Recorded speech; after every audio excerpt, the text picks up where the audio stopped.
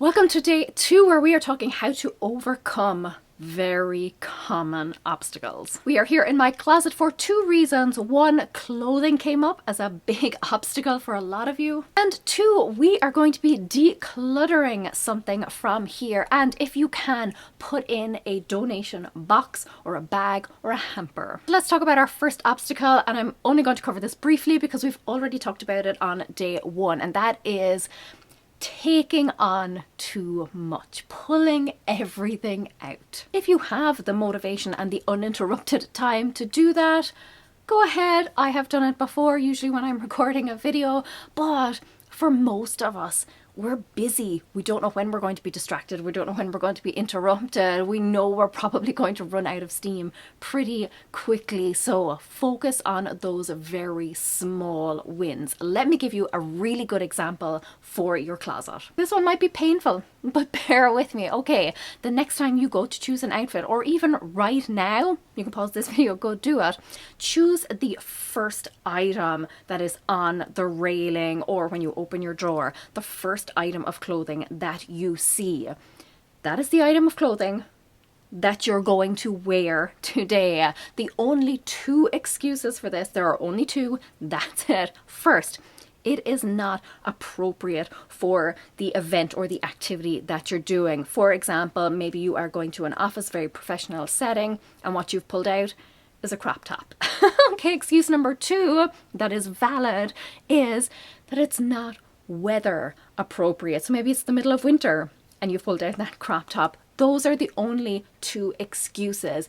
If you are feeling some other resistance to wearing that item, chances are you don't really want to wear it. If you can't come up with a good enough excuse, you should set it aside, at least for now, because for whatever reason, conscious or otherwise, you just don't love it. Now, if you still have the time and energy, you could pick up the second thing on the rail and go through the same process, but you don't have to, and you don't have to do this every single morning, but maybe once a week you do it. Once a week you challenge yourself to pick up the very first thing on the rail or pick out the very first thing in the drawer, and that's what you're going to wear. And if you can't give yourself one of the 2 valid excuses, you should consider setting that aside. Now, Liz reached out with this question, and it's such a kind of seemingly simple question, but it's so foundational. Liz wanted to know, what is clutter? Like, how do you know if something is important to you or if it's not? How do you know if you love something or if you just kind of like it? I will say in a lot of cases, you'll kind of just know. Like, if you have to ask yourself whether you're in love, you're not in love. So if you have to ask yourself if you love an item, chances are you don't. But to answer the specific question about what is clutter, clutter to me is anything that does more to detract from your life, anything that takes more from your life than it gives. You know, yesterday when we talked about, putting yourself through daily pain, daily stress, just in case you might need something in the future. That's kind of what I'm talking about here. On a daily basis, this is sucking the life out of you, but the potential upside is actually very small. So that's something to keep in mind. But I do want you to also consider that, because this was something that came up in a lot of the emails that I got as well. Know that peace of mind and comfort are things that an item can give you. So if you are looking at an item and you think that it would be very difficult to let go of that, chances are keeping it is giving you a sense of comfort, a sense of stability or nostalgia or whatever. And there is value in that too. Now, let me be clear here. Giving stuff away, donating stuff, recycling stuff, getting rid of stuff is going to be a bit of a wrench, and that is only natural. That does not mean that you should keep something. If you're overwhelmed, take a break. And here is some advice that I wish more kind of decluttering experts were talking about. But if you're struggling to get rid of something, don't. Yes, be kind of, tough and firm with yourself, be honest with yourself, but you don't have to be ruthless. We'll talk a little bit more about this on day 5. But just know that even stuff that you should let go of, even stuff that has kind of outstayed its welcome, you're still probably going to feel some sort of separation anxiety. And a good way to deal with that, something that came up in the KonMari method, something that I kind of, you know, like scoffed at when I first heard it, but it actually turned out to be very helpful for me. And that is thanking your items, taking a moment to kind of appreciate them and to realize and recognize that this item has served its purpose in your life. It has done its job. It has done what it's needed to do. It has taught you whatever lesson you needed to learn. And that can give yourself the kind of confidence, or at least the permission, to let that go without guilt. You know, knowing that the item did actually give you something, it did serve some purpose. It also really, really helps if you're struggling to let go of an item to know where it's going. Even my 8-year-old daughter figured this out recently. So we were decluttering her closet. I was holding things up, asking if she wanted to keep them or donate them. She was making her decisions, but then a few items in, I explained that who we were going to be donating to were the little twin girls that live at the end of the street, like good friends of hers who are 2 years younger. And all of a sudden she went back through the stuff that she had decided to keep, and she got rid of even more of them because she knew who they were going to, and she knew that they would love those particular items. She got rid of way, way more stuff than she would have otherwise. Now, for items that you're unsure about, and look, there'll be plenty of those. I used to have lots of maybe piles. Keep a list of things that you're just not sure about, or put them in a separate box or something, and then revisit it after a while and see if you actually even noticed that stuff, if you have used that stuff in the intervening period, if you missed it during that time. It's very easy to kind of trick ourselves into thinking, oh, I will definitely wear that thing, or I'll definitely use this gadget. But when you set it aside and then you go back to it, that's evidence. You know, you can't argue with the facts that 6 months have passed and that thing still sitting there. Now let's come to one of the biggest struggles. This was probably the number one thing that came up in the emails that I received when I asked you what you were struggling with. Thinking that something might be important or useful someday. The question I would ask here is, how long have you had it? And how many times have you used it during that time? And not only that, but even if you have used it a few times, like when was the last time you used it? You know, if you've had something for 10 years and you think, well, I have actually used that quite a few times. Okay, but if those few times were in the first year that you had it, it's probably time to let that thing go. Somebody actually emailed in, and I want to read this part of their email. They asked me that I keep this anonymous, but they said, I think that I will need something later, so I wanted to keep it just in case. This problem has been made worse by the fact that I've actually used things years later that I've kept, and I've regretted things I've got rid of. This happens a lot. It's not anomalous. So now I'm petrified of getting rid of anything. What if I suddenly find a use for this item? What if I suddenly find the time to use this item? Okay, but what if you didn't?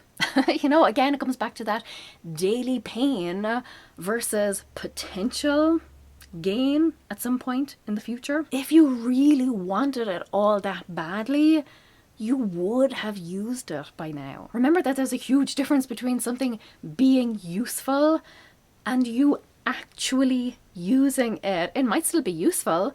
If you're not using it, let someone else get the use out of it. When you're thinking about that, you know, oh, I might regret getting rid of it, I might use it down the line. Ask yourself, number one, how likely is that? And number two, what would you do without it? Like, what is the worst case scenario there? You declutter it, you donate it or whatever, and then a year, 2 years down the line, you realize that, hey, I could have actually used that right now. Could you go out and easily replace it? Could you easily borrow it? Could you use something else instead? There have been so many things that I have got rid of and, you know, down the line realized, oh, that could have come in useful, but what do? I just shrug and I move on. Like, I get on with my life. It's not the end of the world. Andrea, who emailed me, made an excellent point. She was talking about magazines that she's had for a decade and she was keeping them, and I can empathize with this because I had the same problem. She was keeping them because she thought there's probably something in here, you know, that I might need, you know, a recipe or something that I might want to cut out. And eventually she realized that there was nothing in those magazines that was going to be as life-changing as getting rid of them and setting herself free.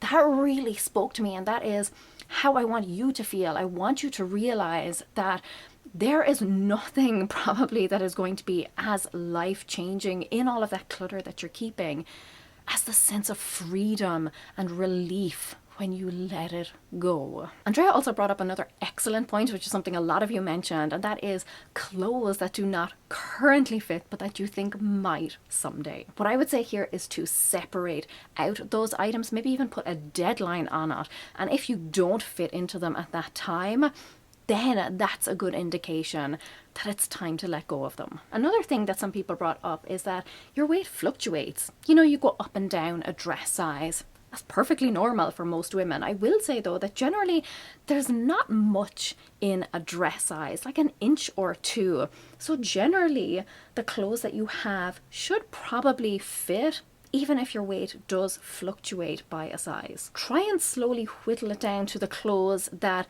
fit you when you are both sizes. So if you are a size 8 one week and a size 10 the next week, have clothes that will fit you for both of those sizes. You know, maybe when you are a size 8, they're just that little bit baggier, you know, that little bit more comfortable. And then when you're the size 10, they're just that little bit slimmer fitting. Somebody mentioned this, and I can 100% empathize, that she was keeping clothes that were a smaller size than she currently is, and she felt that letting go of those clothes would be kind of admitting to herself that she was never going to be that size again, and that made her feel sad.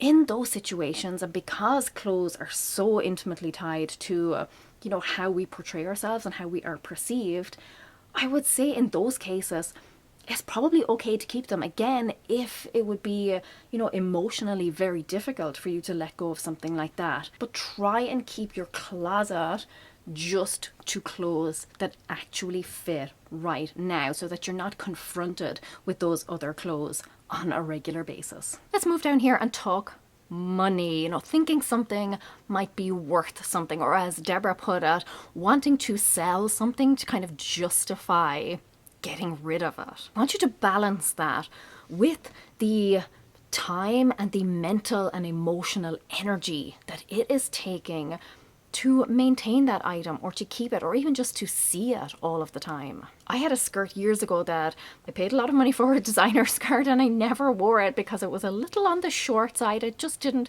quite fit, and I kept telling myself I'll wear it because I paid a lot of money for it. And after a while I realized I wasn't getting that money back. You know, I'd paid X amount of money for it. I can't even remember how much it was now.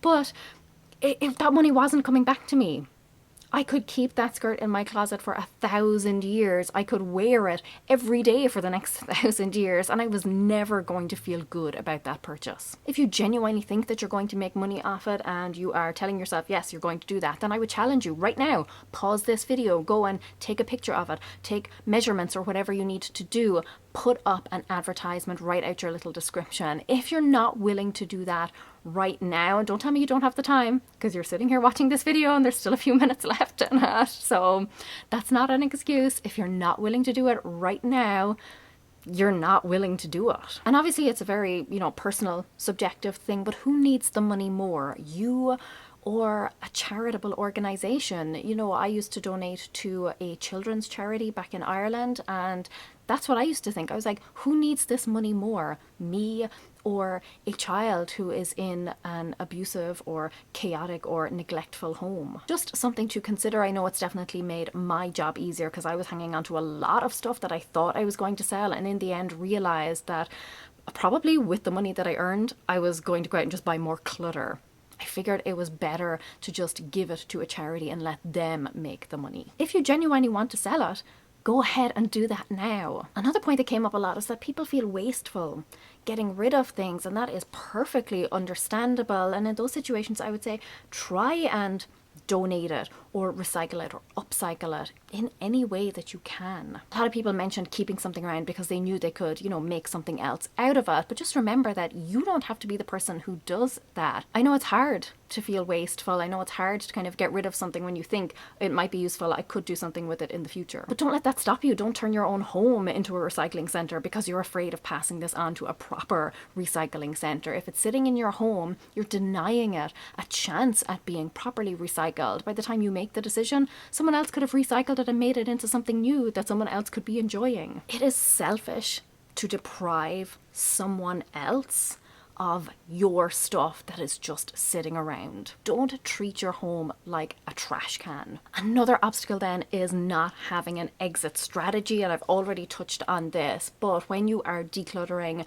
get rid of the stuff. Have your bin beside you, have a donation box beside you, get the stuff out. Decluttering is not done until you have got rid of the stuff that needs to be gotten rid of and you have put what's left away somewhere. Now, I know a few people emailed about this saying they don't really know where to put their stuff. You know, they don't know where is the right place to put it. And to that, I would say, just pick anywhere. It does not have to be perfect. You don't have to be tied up into finding the perfect space for it, but think about where you would go to look for this item if you wanted it, or you know, how you kind of go about your normal everyday routine, where makes sense to put it. But you can always change it. The home that you give it does not have to be a permanent forever home. You can always tweak it down the line if it's just not working. And also, don't think about fancy storage solutions. You know, for our medication, I wanted one of those lovely first aid boxes, you know, with all the different compartments. But one, they're quite expensive. And two,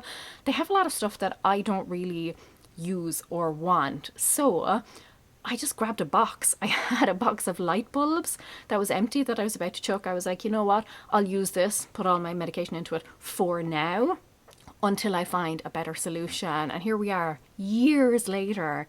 I still keep my medication in that same exact box. It's very easy to upgrade your solutions, you know, to find something better as time goes on, but it's very difficult to, you know, start with a really complicated system, realize that it's not working, and then have to try and, you know, take away bells and whistles. That hardly ever works out. Yes, it's great to have matching baskets and containers, but if they're not actually working for you, it doesn't matter how good they look. Ideally, you would have both, of course, but start with functionality. And one final point then, because this is something that you may come up against when you've kind of finished decluttering a space, and that is that you feel like you just didn't get rid of enough. But remember, there's no minimum amount of stuff that you have to get rid of. You could get rid of one item, you could get rid of 100 items. All that matters is that you're getting rid of the clutter. Having stuff that you love is the point, not having nothing. Now, tomorrow we're going to talk about making decluttering work for you. We're going to dive pretty deep. We're going to look into kind of